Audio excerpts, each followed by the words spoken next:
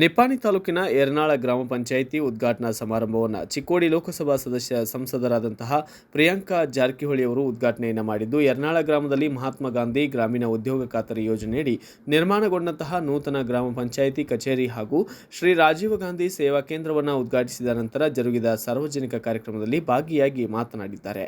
ಈ ವೇಳೆ ಮಾಜಿ ಶಾಸಕ ಕಾಕಾ ಸಾಹೇಬ್ ಪಾಟೀಲ್, ಮುಖಂಡರಾದ ಉತ್ತಮ್ ಪಾಟೀಲ್, ಚಿಕ್ಕೋಡಿ ಜಿಲ್ಲಾ ಕಾಂಗ್ರೆಸ್ ಅಧ್ಯಕ್ಷ ಲಕ್ಷ್ಮಣರಾವ್ ಚಿಂಗಳೆ, ಮಾಜಿ ಸಚಿವ ವೀರಕುಮಾರ್ ಪಾಟೀಲ್ ಸೇರಿದಂತೆ ಇತರರು ಭಾಗಿಯಾಗಿದ್ದರು.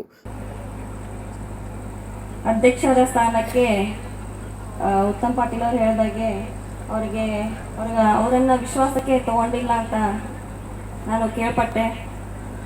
ಆದ ಕಾರಣ ಇವತ್ತು ಮತ್ತೆ ಅಫಿಷಿಯಲ್ ಆಗಿ ಈ ಕಟ್ಟಡದ ಉದ್ಘಾಟನಾ ಕಾರ್ಯಕ್ರಮವನ್ನು ಹಮ್ಮಿಕೊಳ್ಳಲಾಗಿದೆ.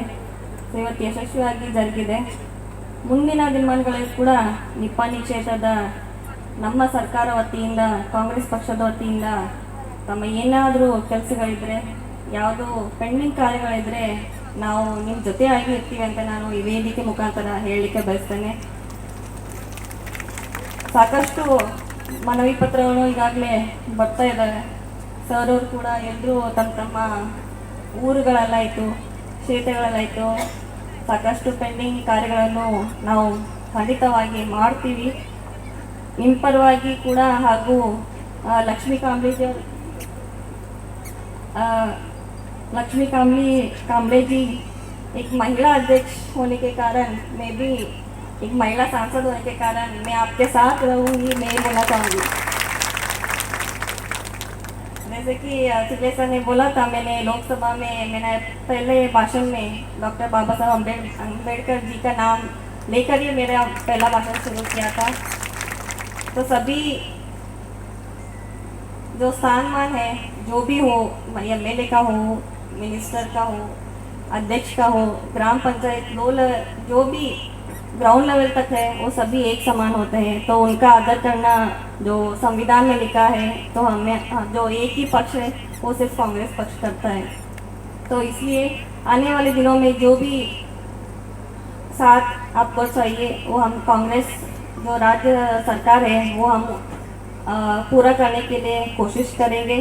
आपका जो भी समस्या है वो आप हमारे साथ शेयर कीजिए. हम आपके साथ हमेशा रहेंगे और आने वाले दिनों में जो भी कार्य है वो हम पिताजी के सम्मुख में और जो भी में करेंगे. और आपका प्यार और विश्वास हम पर ऐसा ही बना रहे. मैं सिर्फ यही पूछती हूँ आप सबसे.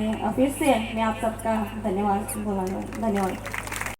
दाटीचं राजकारण आता आदरणीय काकासाहेब पाटील, सुभाष जोशी सर यांनी सांगितलं, इथं दादागिरी आणि गुंडगिरी दमदाटी या राजकारणात चालणार नाही. विकासाभिमुख विचार करणारे लोक या ठिकाणी आहेत. निप्पाणी मतदारसंघात विकास महत्त्वाचा आहे.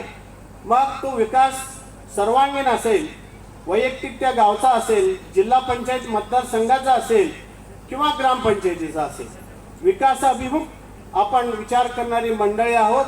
म्हणून आपण सर्वजण आता जे व्यासपीठावर आपण उपस्थित आहोत, या सर्वजण एकत्रित येऊन निप्पाणी भागाचा संपूर्ण विकास आदरणीय आमचे जिल्हा मंत्री आणि PW मिनिस्टर सतीश अण्णा जारकिहोळी यांच्या मार्गदर्शनाखाली, आमच्यात कुठलेही गटतट नाहीत. आमचा एकच गट आहे, तो म्हणजे सतीश अण्णा जारकिहोळी गट. दुसरा गट नाही आमचा. आणि त्यांच्या मार्गदर्शनाखाली आपण काम करायचं आहे. त्यांच्या मार्गदर्शनाखाली दिशा आपण धरायची आहे.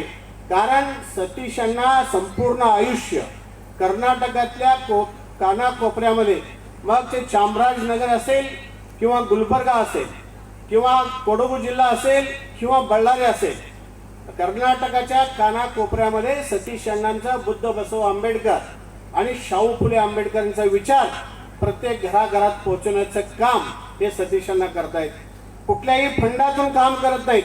स्वतःच्या मिळकतीतून वर्षाला 100 ते 200 कोटी रुपये शोषितांच्यासाठी, गरीब लोकांच्यासाठी खर्च करणारा कुठला नेता असेल तर ते कर्नाटकात. ब्युरो रिपोर्ट राजू मुंडे, भारत वैभव न्यूज, निप्पाणी.